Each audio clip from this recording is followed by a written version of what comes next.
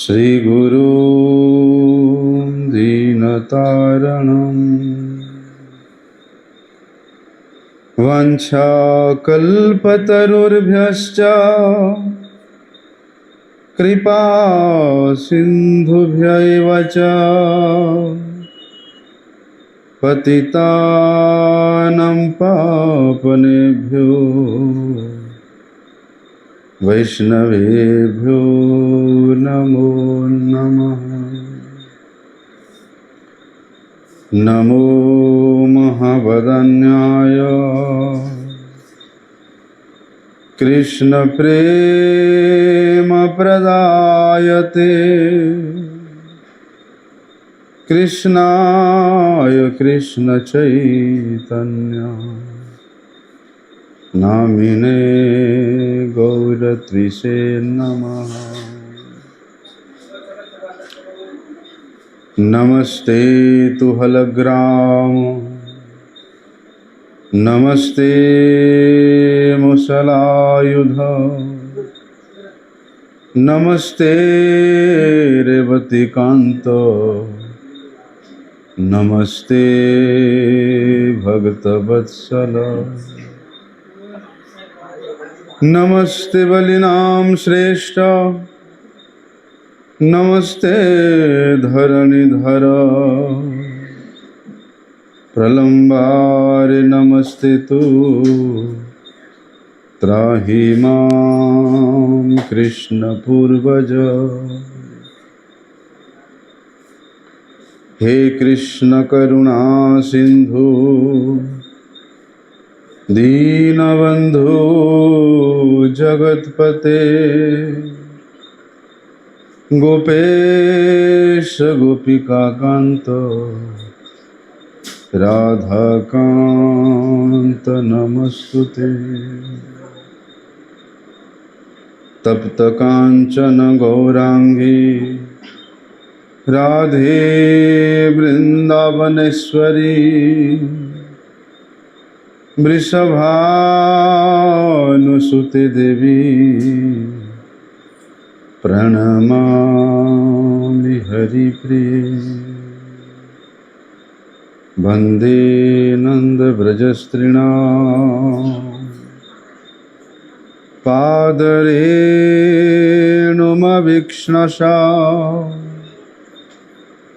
यासां हरिर्कथोद्गीतं पुनाति भुवनत्रयम्। नारायणं नमस्कृत्यं नरं चैवं नरोत्तमं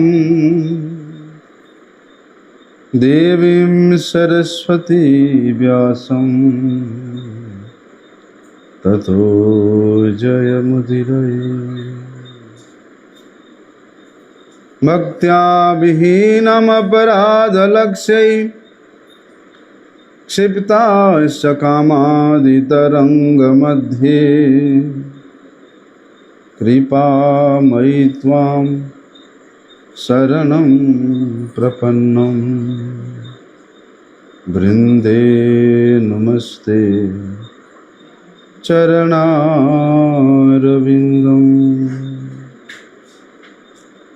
पतितपावन परम करुणामय परम आराध्यतम श्री गुरुपाद पद्म नित्यलीला प्रविष्ट विष्णुपाद परमहंस शिला भक्ति वल्लभ तीर्थ गोस्वामी गुरु महाराज जी के श्री अभय चरण कमल में साष्टांग दंडवत प्रणाम करते हुए उनकी अहेतु की कृपा प्रार्थना करता हूँ। परम आराध्यतम शिक्षा गुरुपाद पद्म नित्यलीला प्रविष्ट विष्णुपाद परमहंस शिला भक्ति विज्ञान भारती गोस्वामी महाराज जी के श्रीपाद पद्म में साष्टांग दंडवत प्रणाम करते हुए उनकी अहेतु की कृपा प्रार्थना करता हूँ।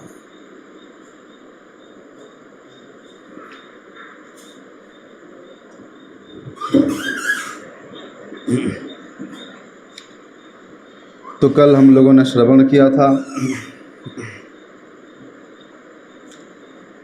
कि जो मूढ़ व्यक्ति महात्मा गणों का, वैष्णव गणों का निंदा करते हैं, वे अपने पितृपुरुषों के सहित नरक में, महारौरव नामक नरक में गमन करते हैं। इसलिए शास्त्र का निर्देश है विशेष रूप से जहाँ पर वैष्णवों का निंदा हो रहा होगा, वैष्णवों का हनन करना, वैष्णवों का निंदा करना, वैष्णवों से द्वेष करना, वैष्णवों को देख करके उनका वंदना नहीं करना, वैष्णवों को देख करके प्रसन्न नहीं होना, ये सब साधु निंदा में आ जाता है। यहाँ वैष्णवों को देख करके क्रोध करना, सामने वैष्णव आ रहे हैं, उनको बिना सम्मान किए, उनको बिना अभ्यर्थना दिखाए, बिना प्रणाम किए चले जाना, ये सब साधु निंदा में आता है। और बोलते हैं ये पतन का ही कारण है। भक्ति राज्य में यदि कोई व्यक्ति अग्रसर हो भी रहा है तो ये 6 प्रकार के कार्य यदि उससे हो जाता है तो उसका, उस भक्ति के राज्य से पतन हो जाता है। यहाँ तक बताया भैया कि वैष्णवों के निंदा करना तो छोड़ दो, बड़ी दूर की बात है। वैष्णवों को देख करके आनंदित नहीं होना, मुंह लटका कर अपने कमरे में घुस जाना हैं। यहाँ वैष्णव जन आ रहे हैं तो घर का दरवाजा बंद कर देना, बोलते ये बड़ा अपराध होता है। यहाँ वैष्णवों के निंदा को श्रवण करना, कोई निंदा कर रहा है तो वो निंदा का शब्द यदि आपके कानों में भी आ रहा है तो भी आप दोष युक्त हो। इसलिए जो व्यक्ति भगवान और भगवान के सेवा में रत रहने वाले, सेवानंद में आनंद रहने वाले जो सेवा परायण वैष्णव जन है, उनका निंदा हो रहा है, जिस स्थान पर हो रहा है, बोलते उस स्थान को या तो परित्याग कर दो। अगर आपके कानों में आएगा वो शब्द तो वही शब्द आपके अधपतन का कारण बन जाएगा, भक्ति से विच्युति का कारण बन जाएगा। असमर्थ हो भैया, निंदा करने वाला बलवान है, प्रतिष्ठावान है, यदि आप उसका विरोध करने जाओगे, आप उसके आश्रय में हो तो आपको अपने आश्रम से भगा देगा। है? तो आप असमर्थ हो, वहाँ आप विरोध करने में असमर्थ हो कि यदि मैं उनका विरोध करने जाऊंगा तो मुझे यहाँ से निकाल दिया जाएगा। यदि वे वैष्णव निंदा करता है और उसके हाँ में हाँ मिलाते हो तो आपको बड़े सुखपूर्वक रखेगा, क्योंकि जिस प्रकार के स्वभाव होता व्यक्ति का, वे वैसे ही स्वभाव वाले व्यक्तियों के साथ मित्रता करता है। ऐसे स्वभाव वाले व्यक्तियों के साथ वो विशेष रूप से रहता है। इसलिए असमर्थ है तो उस स्थान को अपने इच्छा से परित्याग कर दो, यदि अपना कल्याण चाहते हो तो। और यदि आप में समर्थ है तो उसके जिह्वा को हनन कर दो, उसके जिह्वा को काट देना चाहिए। जिस जिह्वा से उसने गुरु वैष्णवों का निंदा किया है वही जिह्वा को काट दो। वो करने में असमर्थ हो तो हाय हाय, मैंने इन कानों के द्वारा वैष्णव जनों का निंदा सुना, इसलिए मेरा शरीर दूषित हो गया, अपवित्र हो गया। इसलिए अपने प्राण पर्यंत परित्याग करने के लिए भी कभी पीछे नहीं हटना चाहिए। हम लोगों ने श्रीमद् भागवत में ही वहाँ पार्वती देवी के चरित्र को सुनते हैं। माता पार्वती अपने पिता के नहीं बुलाने पर भी वे उस महामहोत्सव यज्ञ में गए थे, लेकिन वहाँ जाकर के उनको क्या मिला? वैष्णव निंदा श्रवण करने को मिला। वो भी कैसा वैष्णव? वैष्णवानम यथा शंभु, जो श्रेष्ठ वैष्णव है, जो सर्वश्रेष्ठ वैष्णव भगवान भोलेनाथ के निंदा सुनना पड़ा। इसलिए माता पार्वती बोलते, मैं जिनका आराधना करता हूँ नित्य, जो मेरा इष्ट है, जो मेरा प्राण है, इन कानों के द्वारा, इस शरीर के द्वारा उनका निंदा श्रवण करने को मिला। यद्यपि माता पार्वती में समर्थ था कि वे उस यज्ञ को नष्ट कर सके। वे परम समर्था है पार्वती माता कि वे तमाम जहाँ जिनसे उन भोले बाबा का निंदा हो रहा है सबको दमन करने का सामर्थ्य था। लेकिन कैसे दमन करे? उनके पिता है दक्ष प्रजापति। इसलिए उन्होंने जिस कानों के द्वारा वैष्णव निंदा श्रवण किया, वो शरीर को और रखना अच्छा नहीं समझा। इसलिए पार्वती माता ने अपने शरीर को त्याग दिया, प्राण को त्याग दिया। इसलिए जिस स्थान पर वैष्णव का निंदा हो रहा है, यदि आप उन वैष्णव का विनाश करने में असमर्थ हो तो अपने दोनों कानों को इस प्रकार बंद करके चुपचाप वहाँ से निकल जाओ, और यदि समर्थ है तो उस व्यक्ति के जीवा को काट दो, छेदन कर दो। इस प्रकार भगवत गीता में भी कुछ दृष्टांत भगवान देते हैं।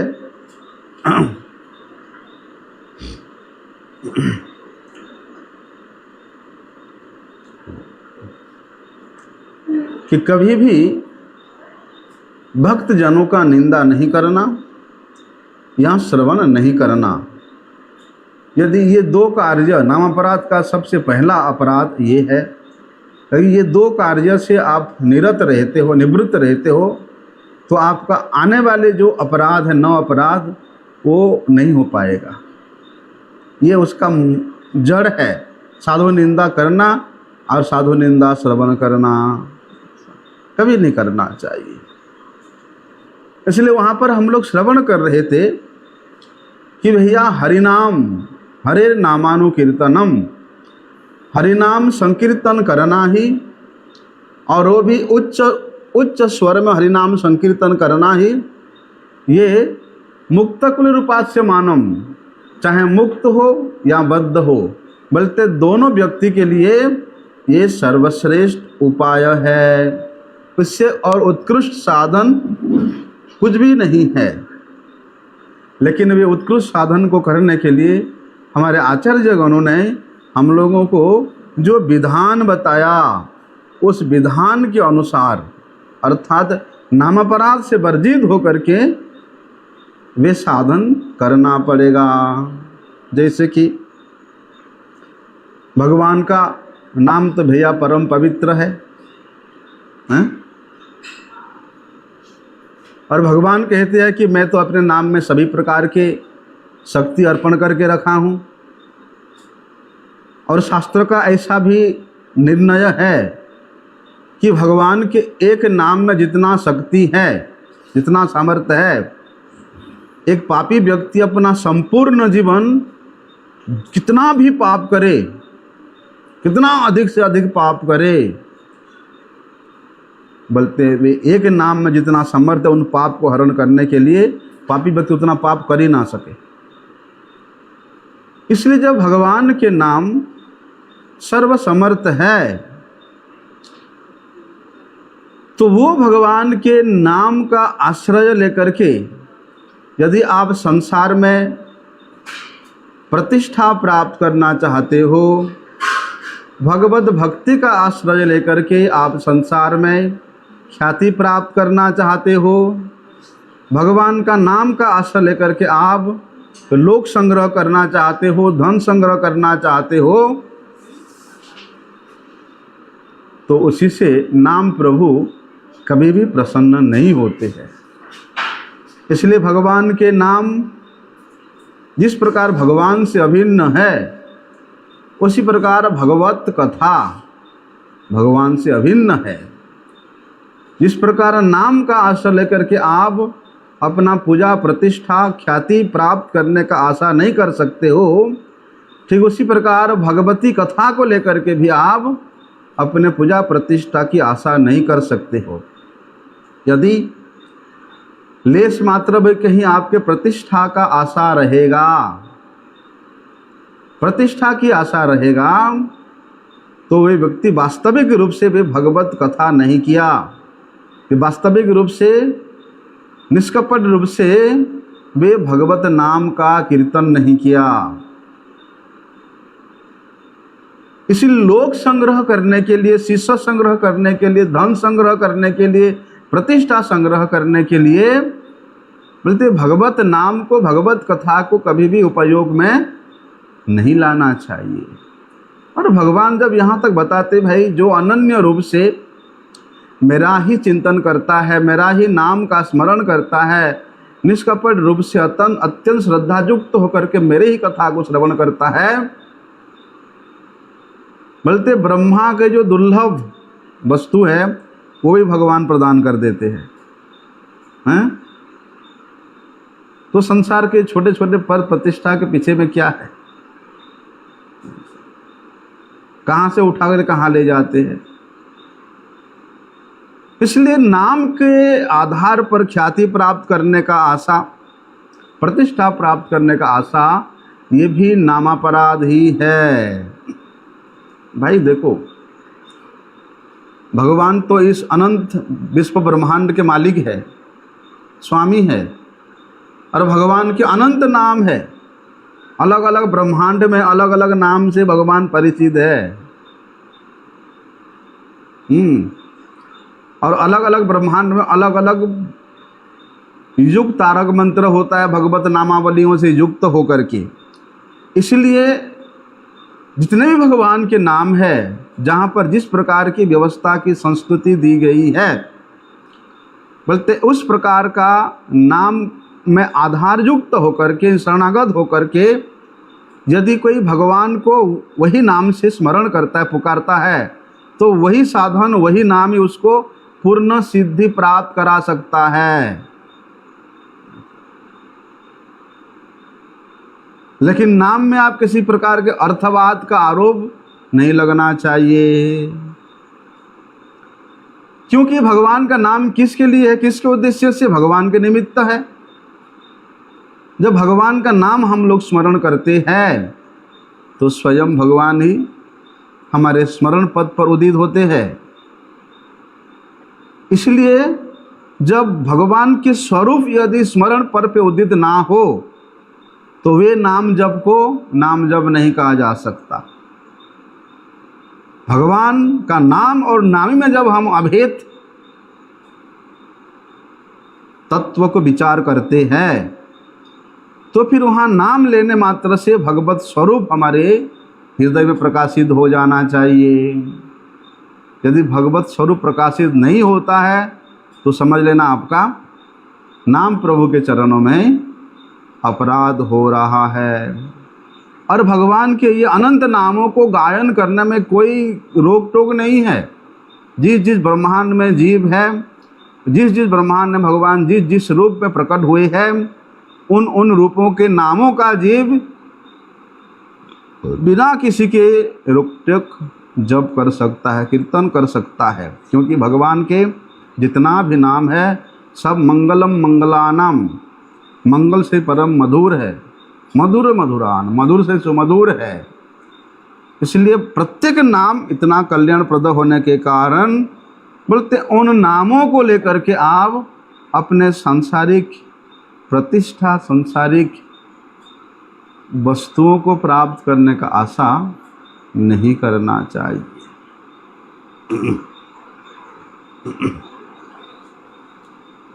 इसलिए जिस प्रकार भगवान परम पवित्र है, परम चिन्मय है, भगवान का स्वरूप जिस प्रकार से सच्चिद आनंदमय विग्रह है, ठीक उसी प्रकार भगवत नाम भी सच्चिदानंद स्वरूप है।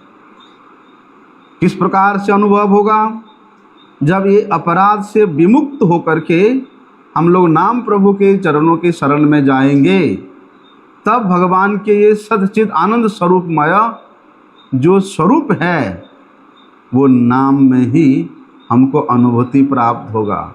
नाम प्रभु का स्वरूप ही ऐसा है, नाम प्रभु का रूप ही ऐसा है। इसलिए भैया शास्त्रों में जिस प्रकार का वर्णन है या हमारे आचार्यों ने, हमारे गुरुजनों ने जिस प्रकार विधि से नाम जप करने के लिए हम लोगों को शिक्षा दिए हैं, उसी विधि से, उसी नियम से, उसी आचरण से जप करना चाहिए।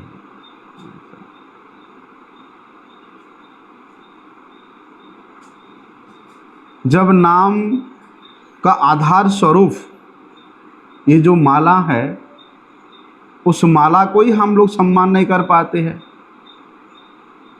यद्यपि गुरुदेव वे माला प्रदान करने के वक्त ये शिक्षा देते हैं कि ये कोई काष्ठ का माला नहीं है, ये साक्षात राधा कृष्ण का स्वरूप है, जो कि 108 सखियों से परिसेवित हो रहे हैं। इसलिए जब गुरुदेव साक्षात राधा कृष्ण के वो स्वरूप को हम लोगों को प्रदान किया, जो कि निकुंज में 108 मुख्य सखियों के द्वारा, मंजरियों के द्वारा वे जुगल जोड़ी सरकार परिसेवित हो रहे हैं, तो उन माला को यदि हम लोग सम्मान नहीं कर पा रहे हैं, तो फिर उस माला से नाम प्रभु को किस प्रकार से हम आदर के साथ करेंगे? इसलिए हमेशा अपने हृदय पे लगा के रखना चाहिए। कोई लोग क्या करते हैं, ऐसे जेब में रख लेते हैं, पैंट के जेब में रख लेते हैं। कुछ लोग मोटरसाइकिल चलाते चलाते माला भी कर लेते हैं। कुछ लोग एक हाथ में खा रहे हैं, दूसरे हाथ में माला कर रहे हैं। जब नाम आत्मक स्वरूप माला को ही हम लोग इतना सम्मान नहीं दे पा रहे हैं, तो कैसे हम समझेंगे कि भगवान का नाम हम आदर से ले रहे हैं? इसलिए अत्यंत आदर के साथ, यत्न के साथ भगवान के नाम जप करना चाहिए। अभी गुरु, जिन गुरु के द्वारा बद्ध जीव का उस अज्ञानमय चक्षु उन्मोचित होता है, ज्ञान रूपी चक्षु प्राप्त होता है, वे गुरु को एक साधारण मनुष्य के रूप में देखना, एक साधारण मनुष्य के रूप में उनका चिंतन करना कब होगा? बोलते जब हम उन गुरु के आदेशों का उपेक्षा करने लगेंगे। हैं? जब गुरु के आदेश को हम लोग किनारा करने लगेंगे, उपेक्षा करने लगेंगे, तो समझ जाना कि गुरु में हमारा मनुष्य बुद्धि है। हाँ। इसलिए गुरु जो निर्देश दिए हैं, हम लोगों को गुरु ने जो उपदेश दिए हैं, उसको साक्षात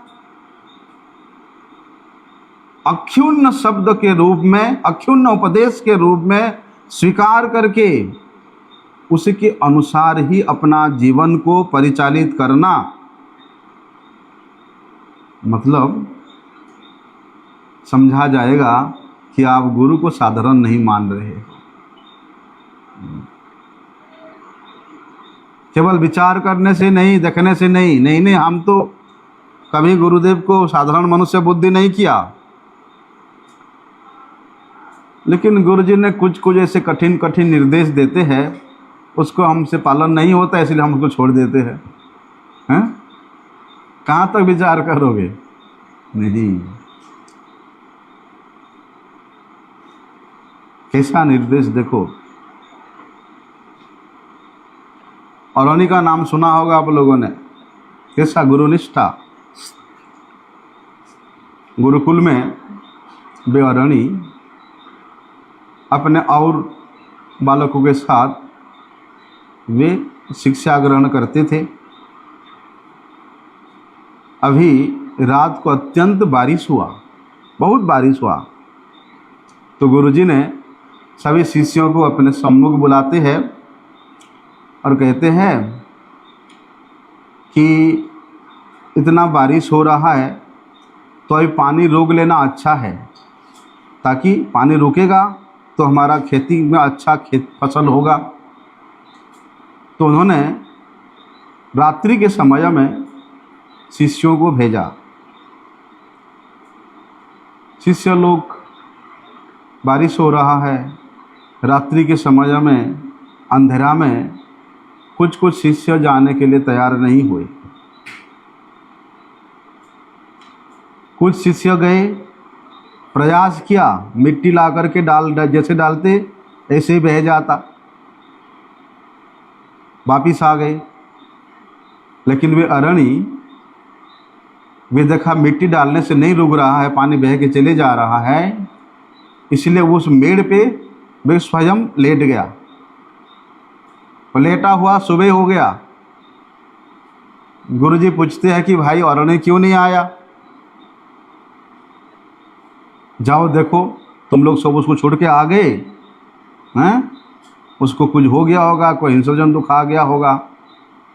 तो गुरुजी सुबह सुबह फिर वहाँ आकर के देखते हैं शिष्यों के साथ कि वे पानी रुकने के लिए स्वयं वहाँ लेटा हुआ है सुबह तक। गुरुजी ने निर्देश दिया था कि जाओ पानी रुक करके आओ, नहीं तो खेती फसल अच्छा नहीं होगा। कैसा निर्देश का पालन किया। इसका मतलब गुरुजी ने जो बोला वो अक्षुण्ण है। इसलिए गुरु के आदेश को यदि तुम अक्षरशः पालन नहीं कर रहे हो तो समझना तुम्हारा गुरु में मनुष्य बुद्धि है, और जब तक ऐसे गुरु में मनुष्य बुद्धि रहेगा तब तक भैया में नामापराध ही हो रहा है। अभी जो वैदिक शास्त्र है, जो स्मृति शास्त्र है, उनका निंदा करना किस प्रकार का निंदा होता है? बोलते स्मृति शास्त्र में जो सिद्धांत वर्णन है, आप उन सिद्धांतों के विपरीत जब बोलते हो तब उन शास्त्रों का निंदा होता है। इसलिए शास्त्रों का निंदा करना, स्मृति शास्त्रों का उपेक्षा करना, वैदिक ज्ञान को कलंकित करना भी एक प्रकार का नामापराध है।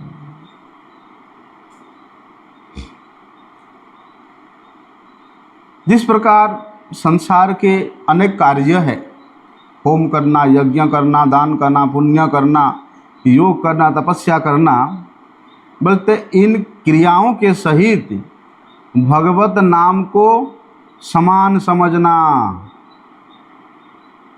ये भी अपराध है कि इन तमाम क्रियाओं से अतिश्रेष्ठ भगवत नामावली है। इसलिए नाम के साथ ये सांसारिक क्रियाओं को, संसार के जो धर्म नाम से लोग जानते हैं, उसको एकता ज्ञापन करना, एकता एक समझना, वो भी नामापराध है। और बोलते हैं नाम की व्याख्या को आप अपने मनमानी ढंग से करना, कि आपके दिमाग में जो आया आप उसी के अनुसार नाम का व्याख्या कर लिया। आप जो कल्पना किया उसी कल्पना के अनुसार नाम का व्याख्या कर लिया। नहीं। हमारे महाजनों ने, पूर्वाचार्यों ने, ऋषि मुनियों ने नाम प्रभु का स्वरूप का व्याख्या जिस प्रकार से किया है, तत्व का व्याख्या जिस प्रकार से किया है, उसी के अनुसार ही चलना पड़ेगा। क्योंकि भैया ना तो भगवान काल्पनिक है और ना ही भगवान के नाम काल्पनिक है। इसलिए अपने कल्पनाओं के उन तरंगों में बह करके आप नाम का व्याख्या नहीं कर सकते हो। यदि ऐसे करना चाहते हो तो आप अल्पज्ञ हो, मूर्ख हो, मूढ़ व्यक्ति हो। और जो भगवान के विग्रह को, भगवान के पूजा को केवल एक कल्पना मात्र मानते हैं,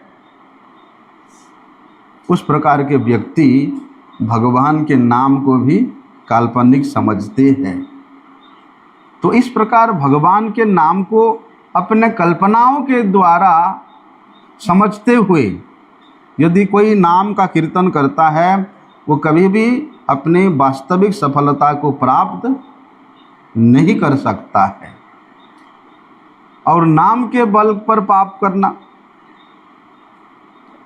भाई शास्त्र में तो वर्णन है, भगवान का नाम कीर्तन करने से तमाम पाप की जो राशि है तत्क्षणात भस्मसात हो जाती है। नाम का स्मरण करने मात्र से वे व्यक्ति सभी प्रकार के पापों के चंगुल से, प्रभाव से छूट जाता है। तो व्यक्ति अगर इस प्रकार नाम प्रभु के फायदा उठा करके यदि वो संसार में पाप करता है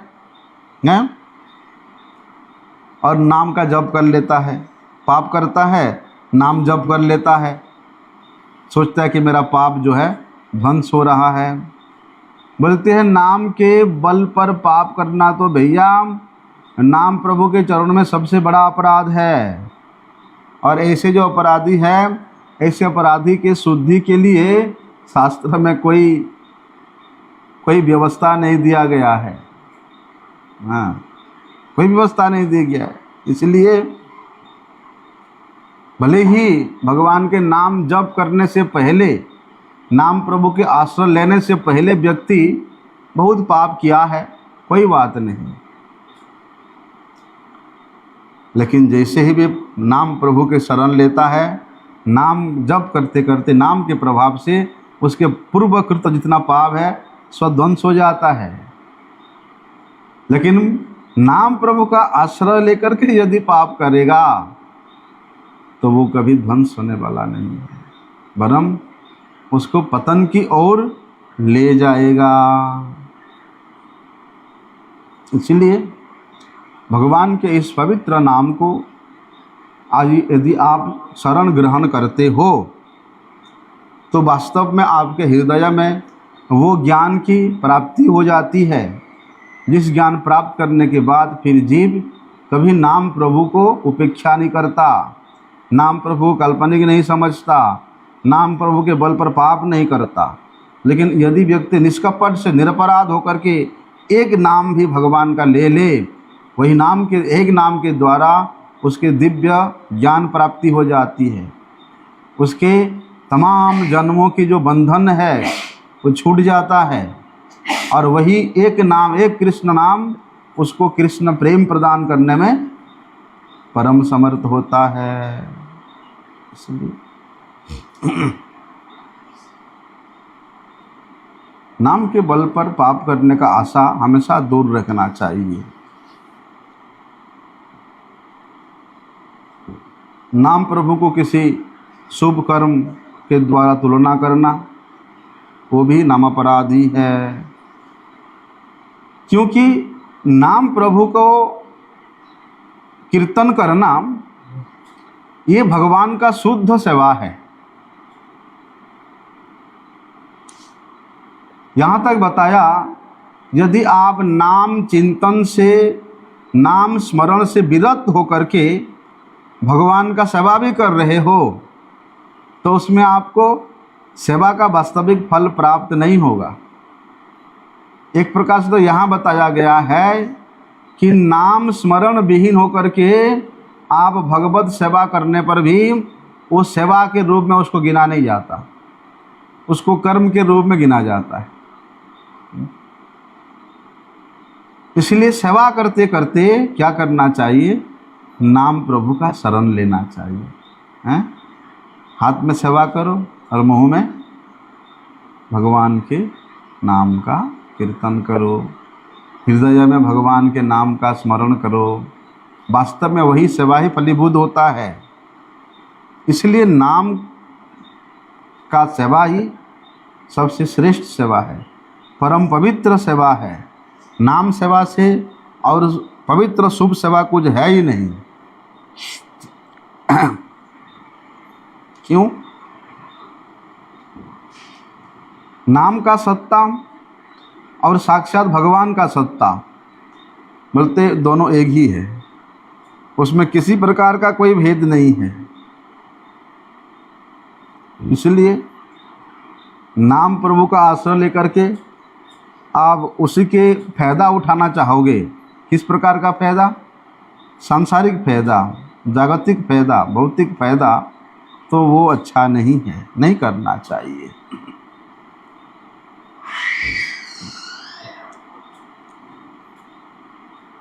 भगवान तो भैया वे किसी का सेवक नहीं है। भगवान ठेका नहीं कि लेके रखे हैं कि वे सबका ही सेवा करे। लोग करते हैं ना, साधना करते, सिद्धि करते हैं, देवी सिद्धि करते हैं। क्या होता है सिद्धि से? सिद्धि प्राप्त करके उन देवताओं को वे निर्देश देते हैं कि हमारे लिए ये पूरा करो, हमारे लिए ये ला करके दो, हमारे लिए वैसे दो। क्योंकि उसने ऐसा कठिन तपस्या करके सिद्धि प्राप्त करके उन देवताओं को आयत्त कर लिया है, हैं? लेकिन भगवत वस्तु ऐसा नहीं है। भगवान को कोई अपने साधन के बल पर कभी भी अपना नहीं बना सकता। कोई साधन में इतना सामर्थ्य नहीं है कि वे भगवान को बांध सके, भगवान को अपना आदेश पालन कराने में मजबूर कर सके।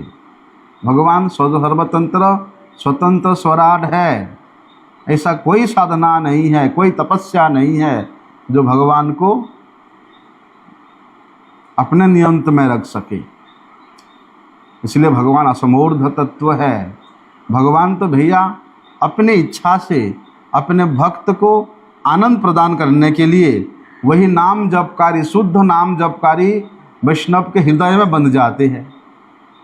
इसलिए बनते हैं कि उसके मुख से जो शुद्ध नाम उच्चारण हो रहा है उसको सुनने के लिए। क्योंकि भगवान का लोभ होता है ना कि मेरे नाम में ऐसा कौन सी मधुरिमा है, ऐसा कौन सा रस है जिसको मेरे भक्त लोग आस्वादन करके इतना अधिक आनंद में रहते हैं। भगवान को नहीं पता कि उनके नाम में क्या रस है। जिस प्रकार भैया रसगुल्ला को स्वयं को पता नहीं है कि वो कितना टेस्ट है, हैं? उसी प्रकार भगवान को पता नहीं है कि उनके नाम में कितना रस है, कितना माधुर्य है। उसको जो आस्वादन करता है, कौन आस्वादन करता है? भक्त। इसलिए भक्त के माध्यम से उसके हृदय में बैठ करके भगवान अपने ही नाम का आस्वादन करते हैं, अपने ही नाम के माधुर्य का भगवान वहाँ आस्वादन करते हैं। स्व इच्छा से भगवान वहाँ भक्त के हृदय में बंधित हो जाते, विराजमान हो जाते हैं। ना तो भगवान किसी का सेवक है और ना ही भगवान किसी के आज्ञा पालक है, किसी का आदेश पालक है। इस प्रकार भगवान का परम पवित्र नाम भगवान से अभिन्न है। इसलिए नाम प्रभु को शरण ग्रहण करो भगवान के प्रसन्नता के लिए, अपने निजी किसी प्रकार के कोई लाभ पूजा प्रतिष्ठा करने के लिए नहीं।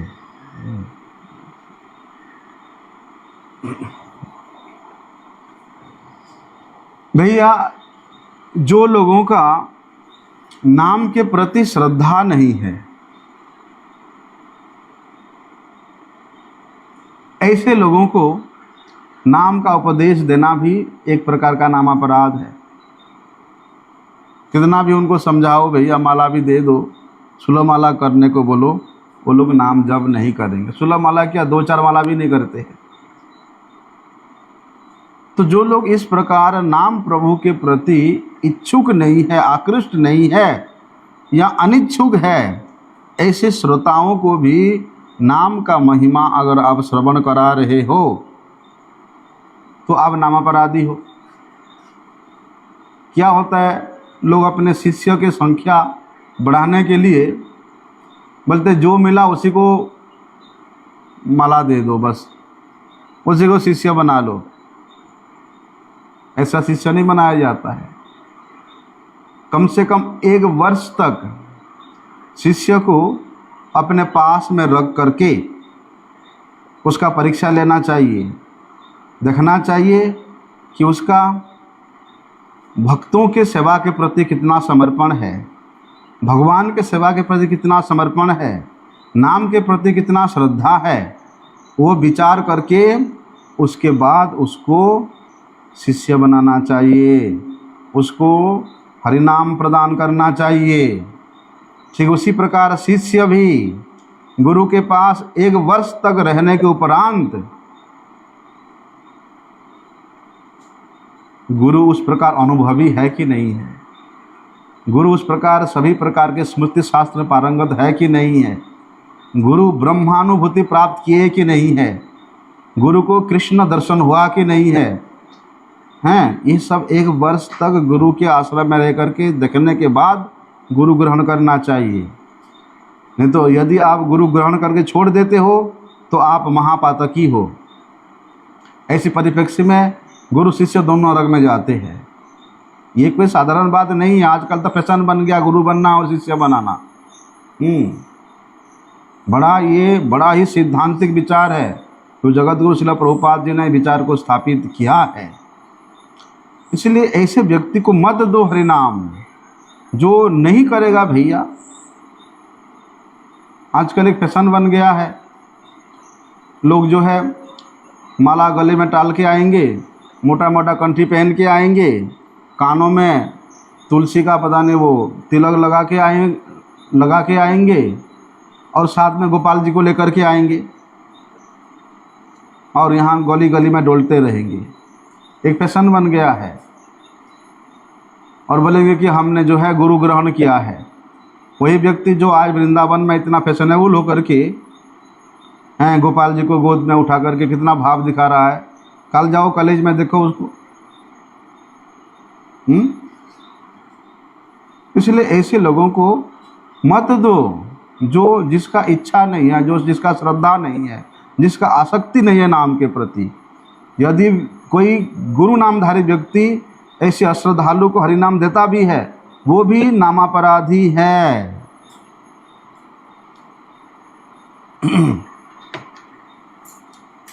और भगवान के नाम का इतना दिव्याति दिव्य महिमा श्रवण करने के उपरांत भी यदि किसी का नाम प्रभु के प्रति आदर करने का या निष्ठा के साथ नाम जप करने का उसमें रुचि प्राप्त नहीं हो रहा, अरुचि दिखा रहा है, वो भी नामापराध है। इसलिए भले ही कम करो, 16 माला करो, 32 माला करो, लेकिन शुद्ध भाव से करो। मोबाइल देखते देखते नहीं, बाद में मोबाइल देख लो, 1.5 घंटा बैठ जाओ आसन में, 16 माला बड़ी श्रद्धा से कर लो, और 2 बजे से उठ जाओ, सुबह 2 बजे से रात के 2 बजे से 4 बजे तक कर लो। इतना सुंदर हरिनाम होता है। 4 बजे फिर स्नान इत्यादि करके संध्या वंदन करके मंगल आरती में आओ। चलो आप भले ही दिन में सो जाओ, 2 घंटा पहले उठ गया तो 2 घंटा दिन में सो जाओ, वही नींद पूरा होना होगा ही होगा। लेकिन शुद्ध रूप से 16 माला ही करो, ज़्यादा मत करो। उससे अधिक हो सके तो श्रेष्ठ है भैया, उससे अच्छा है। लेकिन इस प्रकार नाम अपराध से मुक्त होकर के यदि नाम करेंगे तो वास्तव में हमारा परम कल्याण होगा। वहाँ क्या कहते हैं सुखदेव गोस्वामी,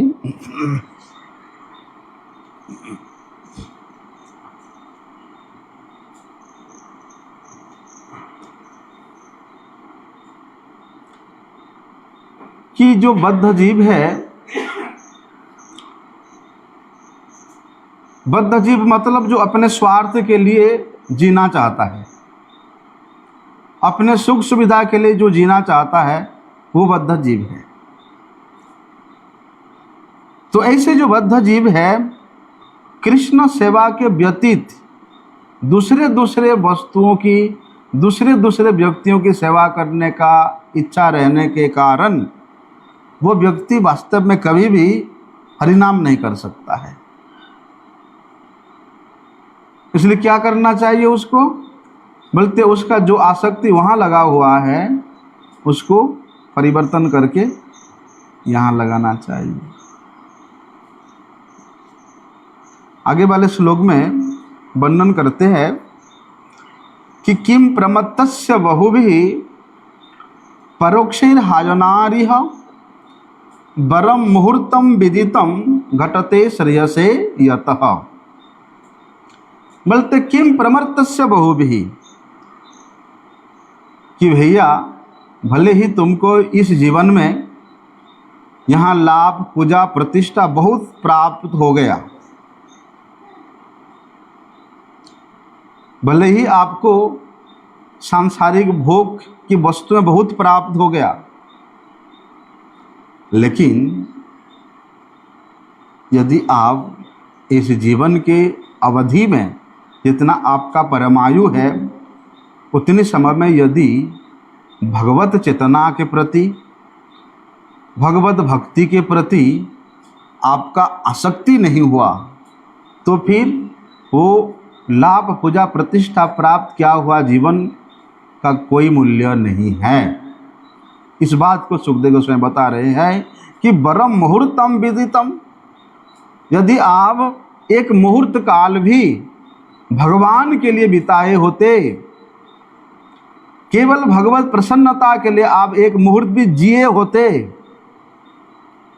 बोलते वही एक मुहूर्त का समय तुम्हारा कल्याण का मार्ग को प्रशस्त कर लेगा। क्या है कि हम लोगों ने तो सुना, वहाँ पर परीक्षित महाराज को सुखदेव गोस्वामी जी ने जो निर्देश दिया कि भैया किस भाव से, किस विधि से भगवान के नाम का आश्रय लेना चाहिए। हरे नामानु कीर्तनम, नाम प्रभु के महत्ता के विषय में सुखदेव गोस्वामी स्वयं उसका उपदेश दिया। क्यों दिया? क्या परीक्षित महाराज को पता नहीं था? अवश्य था। पांडवों के वंशज, भगवान के प्यारे, जो गर्भ में ही भगवान का दर्शन किया और सर्वत्र भगवत गुणावली का ही श्रवण किया, उनको नाम प्रभु के महिमा का पता नहीं है। अवश्य केवल मात्र ये जो प्रोत्साहन परीक्षित महाराज को निमित्त बना करके सुखदेव गोस्वामी दे रहे हैं, वो प्रोत्साहन इस जगत के उन जीवों के लिए है जिन्होंने अपना समय को, अपना सामर्थ्य को, अपने बल को केवल मैं और मेरे में लगा रखे हैं। और बोलते हैं आपके जीवन का कितना बड़ी समस्या क्यों ना हो, उन तमाम समस्याओं से ऊपर उठ करके यदि आप 200 वर्ष भी यहाँ बड़े आराम से जीवन यापन कर लिया, जी लिया, उसका कोई मूल्य नहीं है।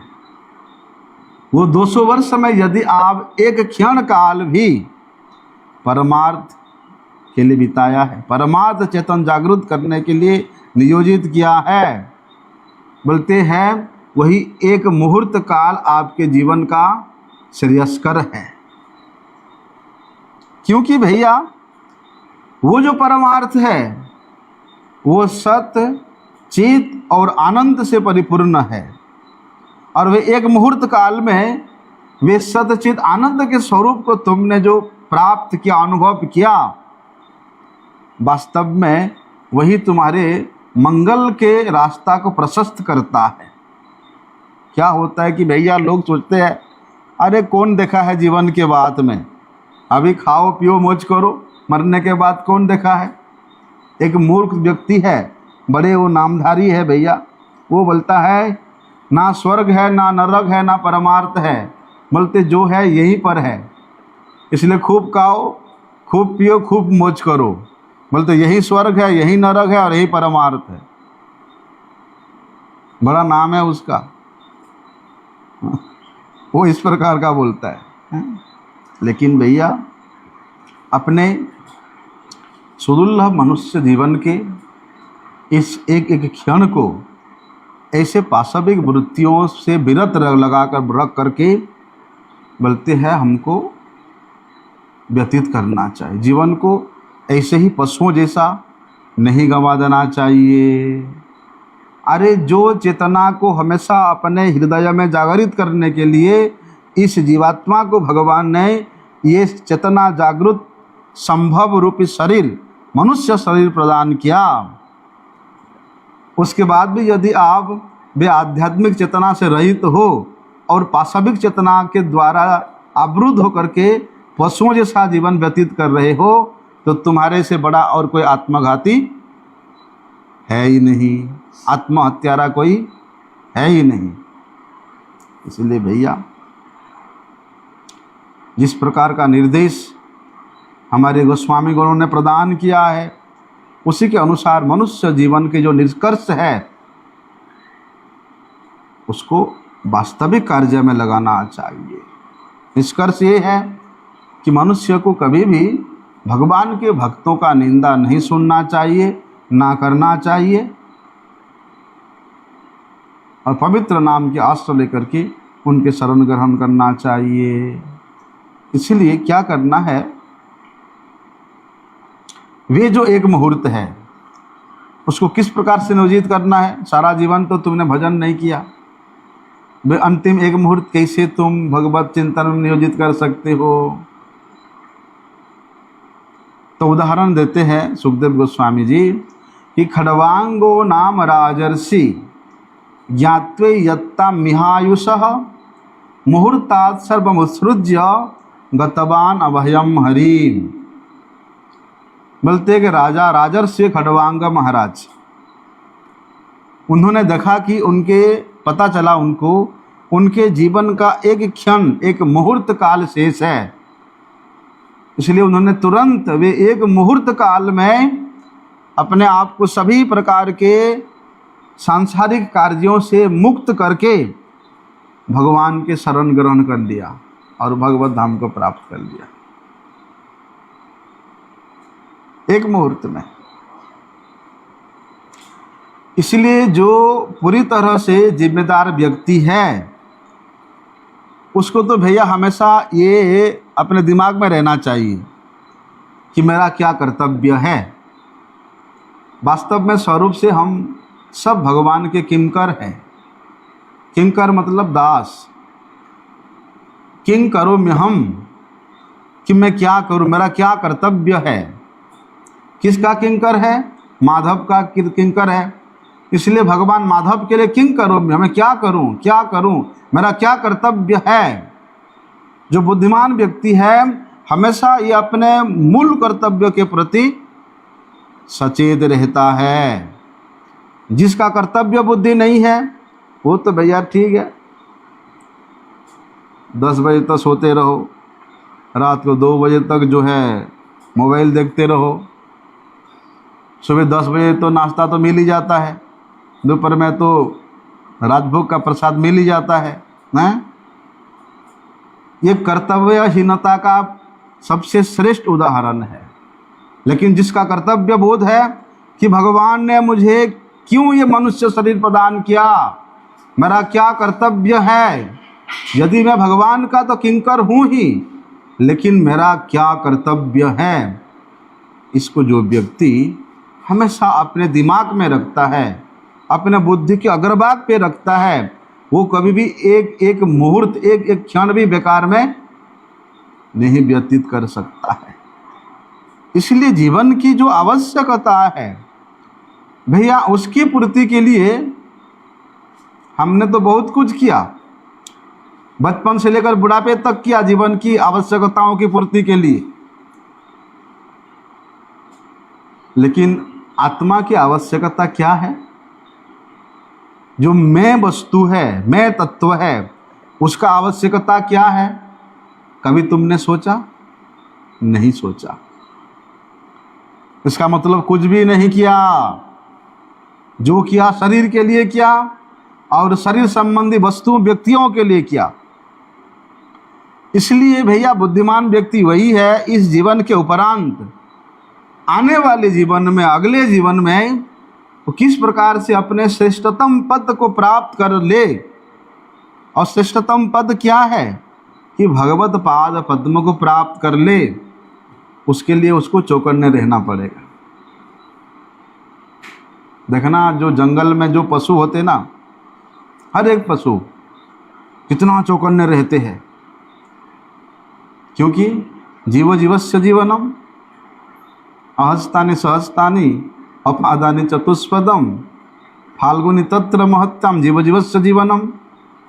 कि कहीं एक हिरण यदि पानी भी पी रहा है सरोवर में जाकर के, तब भी वो कितना भयभीत रहता है, कितना चौकन्ना रहता है। पानी से मगरमच्छ आके ना खा जाए, पीछे से शेर आकर के ना पकड़ ले, हैं?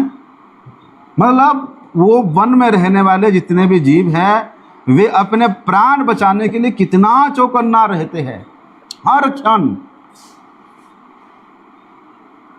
भगवान ने हमको कितना सरल, कितना निश्चिंत मनुष्य जीवन प्रदान किया हैं।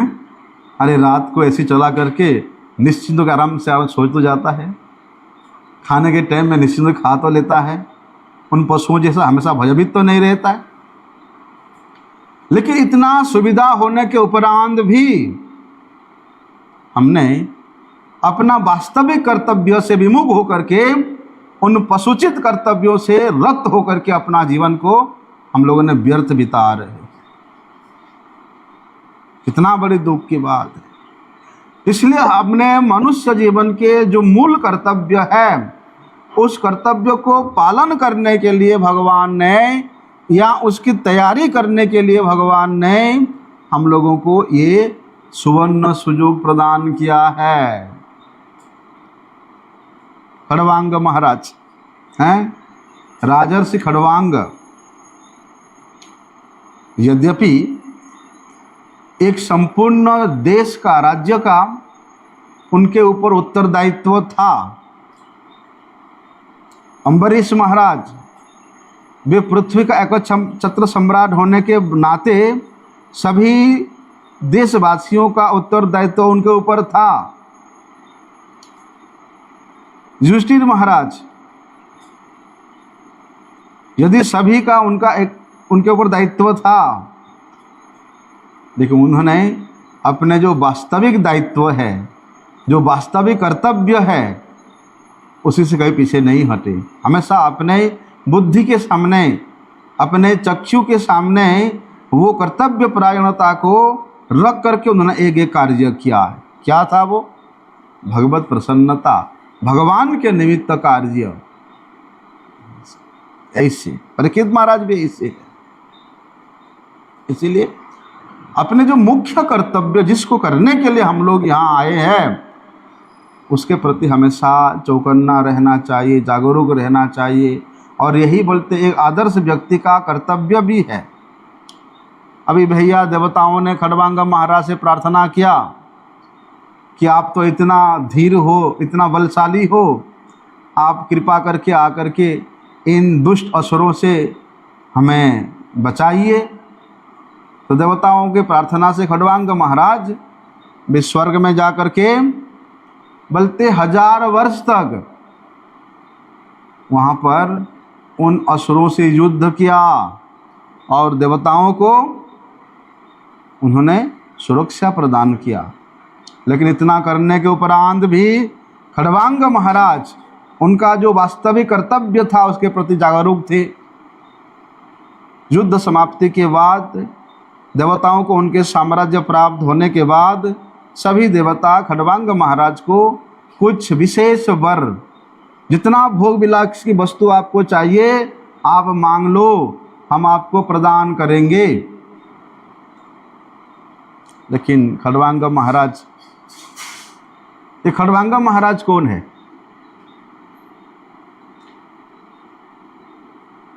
सूर्य वंश में एक राजा हुए जिनका नाम था दिलीप। इनके पिता का नाम था अंशुमान। अंशुमान के पुत्र हुए दिलीप, और ये राजा दिलीप ही खड़वांग राजा के नाम से विख्यात है। ठीक है, तो वो महाराज वो सब नहीं चाहते थे, क्योंकि उनको पता था अपने जीवन का क्या कर्तव्य है। इसलिए उन्होंने देवताओं से पूछा कि भैया मुझे पहले ये बताओ कि मेरा आयु कितना है, मैं और कितना वर्ष तक जिंदा रहूँगा। देवता लोग उनके पूरा कुंडली खोल के देखते हैं कि महाराज आपका तो अभी केवल मात्र एक क्षण बचा है। एक क्षण, वही एक क्षण में उन्होंने उन देवताओं के द्वारा प्रदत्त रथ में सवार होकर के पृथ्वी पर आते हैं, और उसी एक क्षण में उन्होंने भगवत पाद पद्म में अपने आप को विलीन कर देते हैं, अर्थात भगवत स्मृति में लग जाते हैं, और उसी एक क्षण के समय उन्होंने भगवत धाम को प्राप्त कर लेते हैं। और भगवान तो भैया शरणागत के परम रक्षक है, चाहे वो एक क्षण के लिए भी शरण में आए, भगवान उनको शरण में ले लेते हैं। इसलिए खड़वांग महाराज के लिए का जो प्रयास कितने का था? एक क्षण का था, है ना? एक क्षण के प्रयास में उन्होंने सर्वश्रेष्ठ पद को प्राप्त किया, सर्वश्रेष्ठ वस्तु को प्राप्त किया, भगवान को प्राप्त किया। इसलिए यहाँ पर परीक्षित महाराज को सुखदेव गोस्वामी जी खड़वांग महाराज का उदाहरण देकर के उनको प्रोत्साहित कर रहे कि महाराज परीक्षित जी, आपके जीवन में तो कम से कम 7 दिन है अभी। उन्होंने तो एक क्षण में भगवत प्राप्ति किया था, आपके पास तो 7 दिन है। इसलिए 7 दिन जो शेष है उसी में आपने श्रीमद् भागवत के महिमा को श्रवण करो। और सुखदेव गोस्वामी जी ने वही 7 दिन 7 रात्रि, वो भी दिव्य दिन दिव्य रात्रि था, 24 घंटा का नहीं था, उन्होंने श्रवण कराया, और उसी में उनको उनका परम कल्याण हुआ। आगे का विषय हम लोग कल सुन। वंशा कल्पतरुभ्यश्च कृपा सिन्धुभ्यश्च पतितानां वैष्णवेभ्यो नमो नमः। ये लोग सब झूठा करके मुंह पानी